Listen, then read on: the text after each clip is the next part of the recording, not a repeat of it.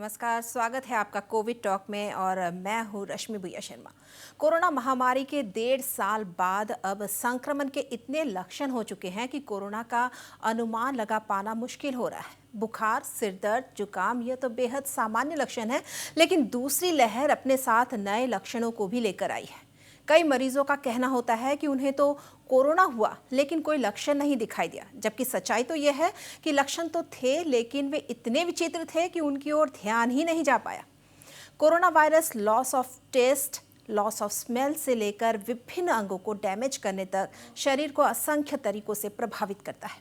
ऐसे में हम सभी को यह समझना होगा कि किन स्थितियों में ऐसे लक्षण सामान्य हैं और किस स्थिति में हमें डॉक्टरों की सलाह लेना जरूरी हो जाता है। नाक, कान और गले से जुड़ी हर समस्या का समाधान देने के लिए आज हमारे साथ शो में मौजूद है प्रतीक्षा अस्पताल की ENT consultant doctor Sanchita Kalita. Doctor संचिता, स्वागत है आपका इस शो में।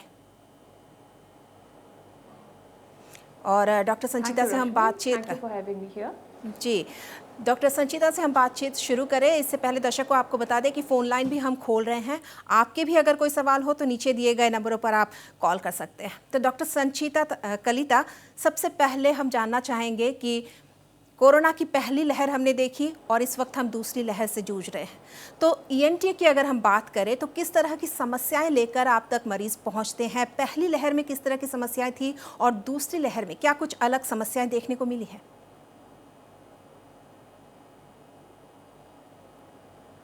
Thank you Rashmi for the question. अगर देखा जाए फर्स्ट वेव में बहुत सारा चीज़ का खुलासा नहीं हुआ था। ऐसा था कि सिम्टम्स कैसा होगा वो भी नहीं पता था। इनफैक्ट बस एक चीज़ था कि ठीक है अभी फीवर हो रहा है। Fever was a very prominent symptom in the first wave, पर ग्रेजुअली पता चला है कि एनोस्मिया, जो कि स्मेल नहीं आता है या फिर टेस्ट खराब हो गया, विच इज़ कॉल्ड डिस्गाइजिया, तो वो भी फिर पता चल रहा था। ठीक है, तो इनिशियली हम लोग को ज़्यादातर फीवर केसेस मिला एंड सेकेंड वेव में people have become more aware of the symptoms. तो थ्रोट एंड नोज का कोई भी सिम्टम होने से they have become more aware and they have reached us either over the phone से या फिर डायरेक्टली आके ओपीडी में कंसल्ट करते हैं। जी डॉक्टर, जिस तरह बता रही है loss of taste, loss of smell की शिकायत है कई लोगों को कोविड के दौरान, तो वजह क्या होती है इसकी? अच्छा, तो अभी तक ऑलमोस्ट सबको पता ही होगा कोरोना वायरस एक वायरल इन्फेक्शन है और रूट ऑफ एंट्री जहाँ से ये वायरस एक्वायर करते हैं लोग वो है इधर नोज या फिर माउथ। तो नोज में हम लोग का एक ऑल्फैक्टरी एपिथेलियम रहता है, वो है हम लोग का जो स्मेल कैरी करने का एक, समझ लीजिए ब्लैंकेट जैसा एक लेयर है नोज का रूफ में। ठीक है, और वहाँ से स्मेल कैरी होता है थ्रू रिसेप्टर्स एंड वो एक कॉम्प्लिकेटेड प्रोसीजर से कैरी होता है to the brain and person को पता चलता है कि ठीक है मुझे स्मेल आ रही है। तो कोरोना वायरल इन्फेक्शन जब होता है तो क्या होता है, ये वायरल पार्टिकल्स जाके वो जो ब्लैंकेट है वहाँ पे चिपक जाते हैं। ठीक है, जैसे आप समझ लो लॉक एंड की मैकेनिज्म। अगर वो ब्लैंकेट को हम लोग लॉक समझे तो वो पार्टिकल्स की है तो जाके वहाँ पे चिपक गए, तो जो वो पाथवे है स्मेल कैरी करने का वो डिसरप्ट हो जाता है। This is one of the common reasons. फिर same thing happens in the mouth. क्या होता है, हम लोग का टंग में टेस्ट रिसेप्टर्स रहता है एंड ये पिछली भाग में भी रहता है माउथ का। ठीक है, तो even the portal of entry of the virus is through the mouth. तो जब वायरल पार्टिकल्स माउथ से एंट्री होता है तो वो टेस्ट रिसेप्टर्स को भी डिसरप्ट कर देता है, तो वो टेस्ट पाथवे भी हैम्पर होता है। पर एक चीज़ ध्यान में रखना है कि ये सबका होगा ये ज़रूरी नहीं है, ये डिपेंड करता है इन अ लॉट ऑफ फैक्टर्स। ठीक है, तो जैसे वायरल लोड, पेशेंट का इम्यूनिटी, पेशेंट का जेनेटिक मेकअप, वो जो रिसेप्टर्स मैं बोल रही हूँ उसका कैसा है गठन। ठीक है, तो कुछ कुछ फैक्टर्स है। जी डॉक्टर, ठीक है। गले की खराश की शिकायत भी कई लोगों को है, चूँकि मौसम भी हम देख रहे हैं, कभी धूप कभी बरसात, ऐसे में गले की खराश की जो समस्या है वो कई लोगों को होती है। तो कैसे समझे कि ये एक नॉर्मल सी जो गले की खराश है या फिर कोरोना हो रहा है, कैसे संक्रमित हो रहे हैं, कैसे समझे, क्या करें? Exactly sore throat corona virus के लिए हो रहा है कि दूसरा वायरस के लिए हो रहा है, ये बता नहीं सकते एक्चुअली। हाँ, तो पर फिर भी अगर सिम्टम्स बहुत माइल्ड है या फिर एक जन का अगर होता ही रहता है फेरेंजाइटिस या फिर टॉन्सिलाइटिस या generalise sore throat, chronic offenders रहते हैं इन लोग को हम लोग बोलते हैं, तो ऐसे लोगों को यूजुअली माइल्ड सिम्टम्स रहता है जो कि एकदम घरेलू नुस्खा जैसे गर्म पानी का गर्गल कर लिया, ठीक है, या फिर या एंटीसेप्टिक गार्गलिंग किया या फिर आप अदरक वाली चाय पी लो, तो ओवरनाइट ये सब करने से by the morning almost relief मिल जाता है सिम्टम्स। पर अगर ये परसिस्ट करता है, अगर फिर भी पेन है थ्रोट में या फिर खाने में तकलीफ हो रहा है, पेन हो रहा है या फिर साथ में फीवर है, ठीक है, एसोसिएटेड सिम्टम्स कुछ कुछ है या फिर ये कंटिन्यू हो रहा है आपको, फिर आपको डेफिनेटली सोचना होगा कि this might be covid infection and get tested please, because test करने से कोई नुकसान नहीं है।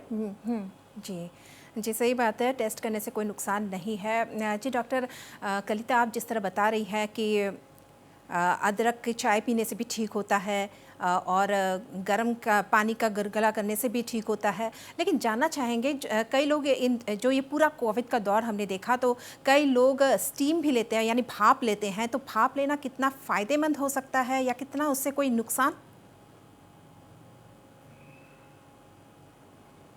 देखिए अभी स्टीम अगर बताए, this has been going on since ages. Steam inhalation हम लोग करते ही है, जब भी एक फ्लू का अटैक आता है ना, तो गर्म पानी, स्टीम, ये सब हम लोग लेते हैं यूजुअली, एंड उससे everybody might have experienced it, उससे बहुत रिलीफ मिलता है, ठीक है। तो पर मैं ये रिकमेंड नहीं करूँगी कि आप एकदम इसको ही ट्रीटमेंट मान लो, ठीक है। स्टीम चेम्बर जो अभी रैम्पेंट हो रहा है कंट्री के दूसरे एंड्स में, तो वो सब मैं रिकमेंड डेफिनेटली नहीं करूँगी। आप मेडिसिन लो, ठीक है, आप कंसल्टेशन करके आप दूसरा जो चीज़ चल रहा है वो ठीक है, this is just as an adjunctive measure. क्योंकि क्या होता है, रिसर्च के मान से आपका वायरस जो है, ये वायरल पार्टिकल जो है, उसका coat is made up of protein, ठीक है। तो स्टीम इज एक्चुअली क्या, हाई टेम्परेचर देते हैं, राइट, तो वो हाई टेम्परेचर से वो कोट डीनेचुरेशन हो जाता है, मतलब डिस्ट्रॉय हो जाता है, सो वो वायरस का इनएक्टिवेट होने का चांस रहता है या फिर वायरल लोड कम भी होने का चांस रहता है, पर जरूरी नहीं है कि हो भी।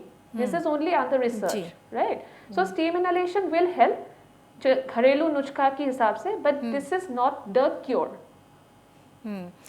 डॉक्टर एक बात और समझना चाहेंगे कि जिन लोगों को पहले ही ईएनटी डिसऑर्डर्स हो और ये कोविड का समय है, ऐसे में उनको अगर कोविड होता है तो कितना डेंजरस हो सकता है, क्योंकि जो वायरस है वो कह रहे हैं कि हमारे नाक और मुंह से ही शरीर में प्रवेश करता है।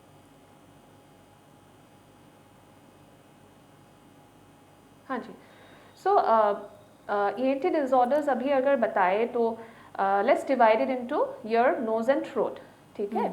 तो अगर एक पेशेंट का सपोज ईयर प्रॉब्लम पहले से है, अभी ईयर प्रॉब्लम मैं बताऊंगी कॉमन प्रॉब्लम्स, ओके। सो जैसे कि हियरिंग प्रॉब्लम हो गया या फिर कान का इन्फेक्शन होता रहता है, उसका ऑलरेडी एस्टैब्लिश्ड डायग्नोसिस है कि पर्दा में छेद है और इन्फेक्शन लगातार होता रहता है, ईयर में 2 बार हुआ, 3 बार हुआ, ऐसे, ठीक है, या फिर पेन हो रहा है कान में बीच बीच में, तो उन लोग का कान में यूजुअली ऐसा नहीं है कि कोरोना वायरस होने से कान में डायरेक्टली इन्फेक्शन ज़्यादा होगा, ठीक है। तो कान थोड़ा उससे सेपरेट हम लोग कर सकते हैं, कान का pathology we can seclude it as a different pathology. पर अगर सपोज एक पेशेंट का थ्रोट का पहले से ही प्रॉब्लम है, as I told you, chronic offender of pharyngitis होता है, टॉन्सिलाइटिस होता है, so that is they are more predisposed, ठीक है, उन लोग का इम्यूनिटी शायद लो है, इसलिए बहुत जल्द उनको इन्फेक्शन कैच करता है। तो वैसे लोगों को बहुत केयरफुल रहना चाहिए। मास्क तो सबको पहनना ही है, but these people they have to be even more careful. And even conditions of the nose like allergic rhinitis, sinusitis, because already उन लोग का म्यूकोजा थोड़ा चेंज रहता है, इन्फ्लेम्ड रहता है, तो वायरल पार्टिकल्स का ईजी एंट्री हो सकता है इन दोज केसेस। तो डॉक्टर, हम एक चीज़ और समझना चाहेंगे कि कब हमें ये पता चले, जब हमारे नाक, कान या गले से जुड़ी कोई भी समस्या हमारे पास आती है, हमें महसूस होता है, लेकिन हम कई बार ये नहीं समझ पाते हैं कि हमें दिक्कत क्या है और इसके चलते हम मेडिसिन के डॉक्टर के पास जाते हैं। ये हम कब समझे कि हमें अब ईएनटी स्पेशलिस्ट की ज़रूरत आ पड़ी है? रश्मि, ये आप मुझे कोरोना रिलेटेड पूछ रहे हो कि इन जनरल? इन जनरल और इस कोरोना के काल में भी। जी, ओके। सो यूजुअली कान का जो तकलीफ है, कान में यूजुअली देखा गया है कि हम वो लोग यूजुअली एंटी डॉक्टर को ही सीख करते हैं। बट थ्रोट इन्फेक्शन थोड़ा ऑब्वियसली मेडिसिन डॉक्टर्स भी देखते हैं, ऐसा नहीं है कि नहीं जा सकते हैं। तो सपोज सोर थ्रोट भी है तो एक मेडिसिन डॉक्टर भी उसका सेम मेडिसिन दे सकते हैं, पर अगर उन लोग को एंडोस्कोपी चाहिए, ठीक है, जैसे कि थ्रोट में सिर्फ इन्फेक्शन ही नहीं होता है, कभी कभी ट्यूमर भी रहता है, जैसे खा नहीं पा रहे एक जन और खाने के टाइम पे उनका वॉमिटिंग हो रहा है सपोज, ठीक है, या फिर उनका गले का आवाज़ जो है अच्छा से नहीं निकल रहा है, फट रहा है, then you have to look to the inside, और वो कैमरा से you have to look through the endoscope.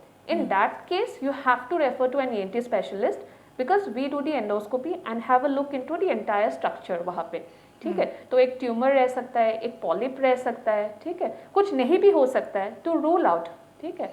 Even knows का भी ठीक है, थोड़ा सा उनको जुकाम हुआ, मेडिसिन दिया, ठीक है, अगर ठीक नहीं हुआ उसके बाद भी कंटिन्यू चल रहा है उनका नेजल ब्लॉकेज, ठीक है, तो नेजल पॉलिप हो सकता है, नेजल ट्यूमर हो सकता है, या उनका सिंपल नाक का जो बीच का हड्डी है वो डेविएशन हो गया, ठीक है, तो बहुत ज़्यादा कंजेशन हो गया, देन स्पेशलाइज्ड हम लोग को देखना पड़ेगा, नाक के अंदर एंडोस्कोप घुसा के हम लोग को पूरा जांच करना पड़ेगा and we have to catch the pathology. जी डॉक्टर संचिता कलिता, एक चीज़ और समझना चाहेंगे कि बड़े जो हम बड़े बुज़ुर्ग होते हैं वो लोग या फिर बड़े लोग जो होते हैं हम लोग, हमें समझ में आता है कि हमें ये दिक्कत है वो दिक्कत है, लेकिन बच्चों में किस तरह के जो ENT की प्रॉब्लम्स आप देख रही है खासकर इस कोविड काल में? ओके, हम लोग का pediatric पेशेंट्स एक्चुअली बहुत आता है because you know this is also a gynae and pediatric hospital. So during Covid times बच्चे का पॉपुलेशन मेनली हम लोग को सीख किया या फिर आए अटेंड करने के लिए। एक बहुत इमरजेंसी एक कंडीशन होता है, वो है फॉरेन बॉडी, मतलब कुछ एक चीज़ बच्चे ने कान में घुसा दिया या फिर नाक के अंदर घुसा दिया या फिर वो लोग खा लिया। तो खा लेने से it might go into the air pipe, ठीक है, विंड पाइप, सांस का नली में भी जा सकता है या फिर हम लोग का खाने का नली में भी जा सकता है। तो ऐसा बहुत केसेस आया, फर्स्ट वेव में भी आया, सेकेंड वेव में भी आया। इनफैक्ट परसों ही एक बच्चे ने एक ईयरिंग खा लिया था दादी माँ का, बहुत बड़ा ईयरिंग, तो वो अटक रहा था, उनका खाने का नली है उसमें।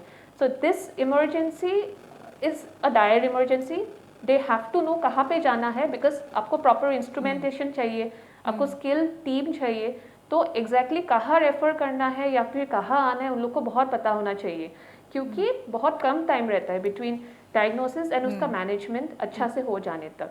This is one condition paediatric population में।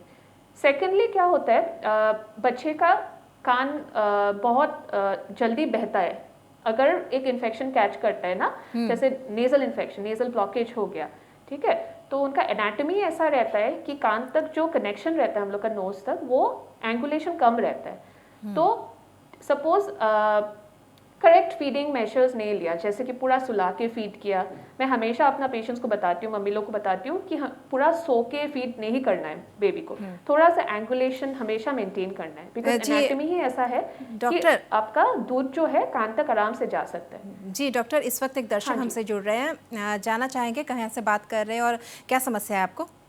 हाँ जी, हमारा समस्या है गला से साउंड निकलता है मैडम। हाँ कहिए। हेलो, हाँ कहिए, सुन रहे हैं हम।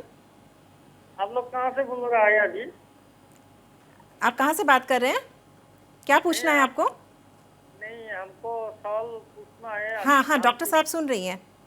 हाँ हाँ, आम टीवी में दिखा है अभी अभी। हाँ, हमारा बच्चा है। हाँ कहिए। 11 साल होने वाला है, 11 साल हुआ नहीं है इसका कंप्लीट, ठीक है। जब लॉकडाउन नहीं हुआ था उसी टाइम से अभी तो लॉकडाउन हुआ है, हाँ 2 बार लॉकडाउन हो गया, लेकिन लॉकडाउन नहीं होने से भी हम डॉक्टर को दिखाया था, गुवाहाटी में दिखाया, कहाँ दिखाया। हाँ अपनी समस्या बताइए आप।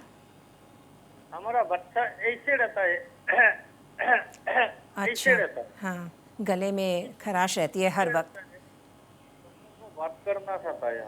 अच्छा ठीक है डॉक्टर। ओके डॉक्टर कहिए। साथ में कुछ और एसोसिएटेड कुछ और सिम्टम्स है, जैसे जुकाम होता रहता है, खांसी होता रहता है। हेलो, हाँ और भी कुछ उनको सिम्टम्स है बच्चे को आपके कि उसको जुकाम होता है, कुछ होता है? कुछ नहीं है, डॉक्टर को कुछ हम अल्ट्रासाउंड किया, कुछ किया, इतना दवा दवा खिलाया, अभी तक ठीक नहीं हुआ। कभी कभी बीच में ऐसे करता रहता है, जैसे ऐसे रहता है, सिर्फ गले की खराश हमेशा रहती है? हमेशा ओके कंटिन्यू होता है, जी जब जी होता है जी ना ओके ओके। जी किचन में सो कंटिन्यू जी, होता है। आपको जस्ट आपको अज्यूम बता रही कि हैं डॉक्टर। बाकी पैरामीटर्स। हाँ कहिए जी डॉक्टर, कहिए। ओके मैं अज्यूम कर रही हूँ कि बाकी दूसरा प्रॉब्लम कुछ है नहीं, ठीक है। तो अगर कुछ भी दूसरा प्रॉब्लम नहीं है सपोज, तो ऐसे जो बार बार आपको गला क्लियर करना होता है ना ये जो करते रहना पड़ता है, कि यूजुअली सिक्रीशंस जमा हो जाता है वहाँ पे, ठीक है।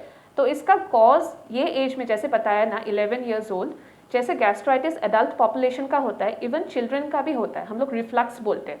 जो गैस्ट्रिक कंटेंट्स है वो ऊपर उठ के आता है और वहाँ पे वो एक्यूमुलेटेड रहता है, क्योंकि जो स्फिंक्टर है वो स्फिंक्टर थोड़ा उनका maybe it's not working properly, और maybe just severe gastritis है और उसके लिए ये हो रहा है, ठीक है। तो उनको बहुत अच्छा से गैस्ट्राइटिस ना हो इसके लिए कवरेज चाहिए, ठीक है।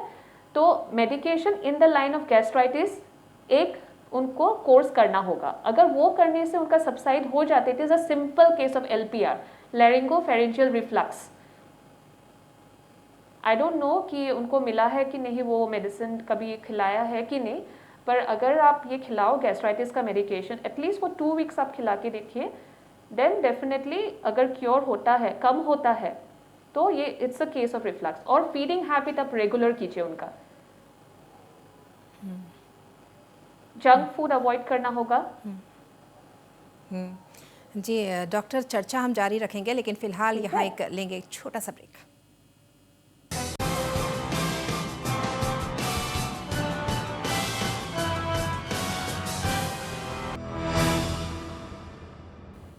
फिर से स्वागत है आपका। और आज हम नाक, कान और गले से जुड़ी समस्याओं पर बातचीत कर रहे हैं, और हमारे साथ शो में मौजूद है प्रतीक्षा अस्पताल की ENT विशेषज्ञ डॉक्टर संचिता कलिता। डॉक्टर संचिता, हम कोई सवाल करें इससे पहले एक कॉलर हमसे जुड़ रहे हैं, पहले जान लेते हैं कि उनकी क्या समस्या है। जी, कहाँ से बात कर रहे हैं और क्या समस्या है आपको? मैं बोकारो से बोल रहा हूँ, बबलू पटवारी। जी, कहिए अपनी समस्या को। मेरा मतलब आपका रात को डेली सर्दी लग जाता है, और नहाने के बाद में भी मेरा मतलब आधा से 1 घंटा तक सर्दी रहता है।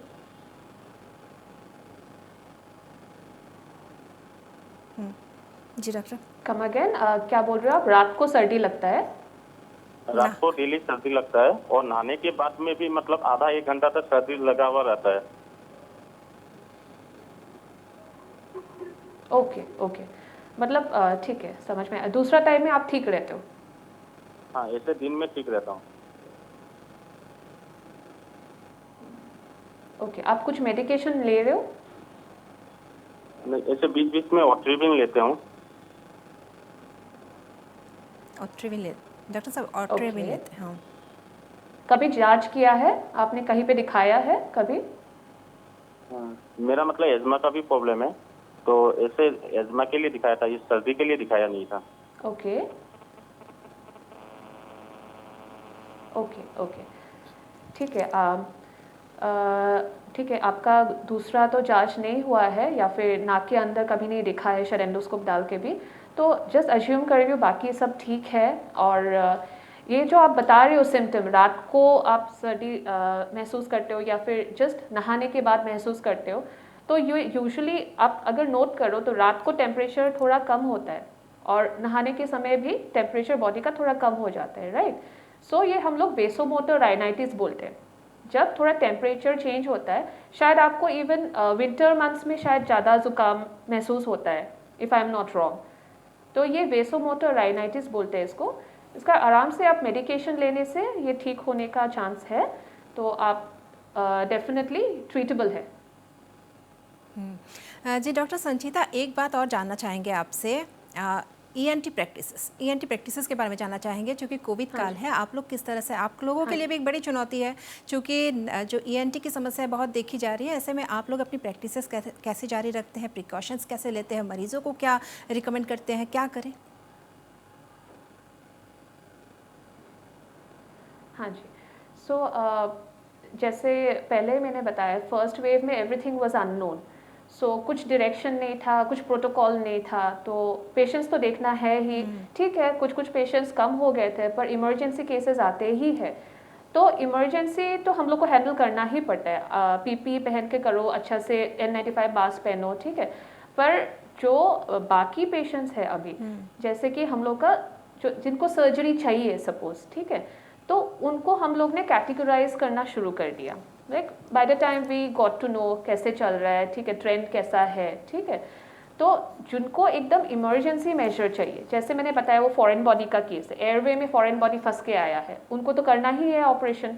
तो इन दैट केस सब प्रोटेक्टिव मेजर्स ओटी में हम लोग सिस्टर मिलके, एनेस्थेटिस्ट मिलके, सब मेजर्स लेके हम लोग को emergency under category A emergency हम लोग कर देते हैं। एंड कैटेगरी एक बी है हम लोग का, वो है सेमी अर्जेंट केसेस। सपोज ठीक है, एक पेशेंट है, जस्ट गिवन एन एग्जाम्पल, एक लंपी थ्रोट लेके आया है कि गले में कुछ अटकता है, ऐसा भाव होता है उनका, और खाने में तकलीफ है, एंड एज है उनका सपोज एल्डरली एज ग्रुप में, ठीक है। तो may be it's a case of malignancy, कुछ ट्यूमर हो सकता है गले में, तो एंडोस्कोपी तो करके देखना है। अभी एंडोस्कोपी करने से एरोसोल प्रोड्यूस होता है, बहुत रिस्क है। तो दोज केसेस हम लोग रैट टेस्ट करा के, रैपिड टेस्ट करा के, हम लोग एंडोस्कोपी करके डायग्नोसिस करके and then we go for the treatment, ठीक है। एंड इलेक्टिव केसेस कुछ है, जैसे कि अभी नाक का सपोज प्रॉब्लम लेके आए, हड्डी टेढ़ा है, that is not an emergency, this can wait. तो मेडिसिन देके हम लोग उन लोग को थोड़ा देर के बाद बुलाते हैं, जब थोड़ा ट्रेंड कम हो जाते हैं कोविड का एंड उनको तकलीफ कंटिन्यू चल रहा है, देन उसके बाद। अभी हम लोग का और एक चीज़ है, जो हम लोग का इम्प्लांट का बच्चा है, इनफैक्ट कॉक्लियर इम्प्लांट का, जो जिन बच्चे को सुनाई एकदम नहीं देता है सिंस बर्थ, उन लोग का इम्प्लांट करना है। तो वो एक सेक्शन ऑफ बच्चा है जो हम लोग का बहुत अफेक्ट हुआ है, बिकॉज क्या है, उन लोग को जल्दी करना है एक तो, क्योंकि उन लोग का स्पीच डिपेंड करेगा कि उन लोग का कब हियरिंग आ रहा है, उसके ऊपर स्पीच डिपेंड करेगा। उन लोग का हैबिलिटेशन का इशू है, जो स्पीच थेरेपी देना होता है आफ्टर द इम्प्लांट, उसका इशू है। इम्प्लांट अराइवल का इशू है, क्योंकि कम्युनिकेशन, ट्रांसपोर्टेशन, ये सब अफेक्ट हो गया था। तो वो एक सेक्शन हम लोग का बच्चा जो अफेक्ट हुआ है।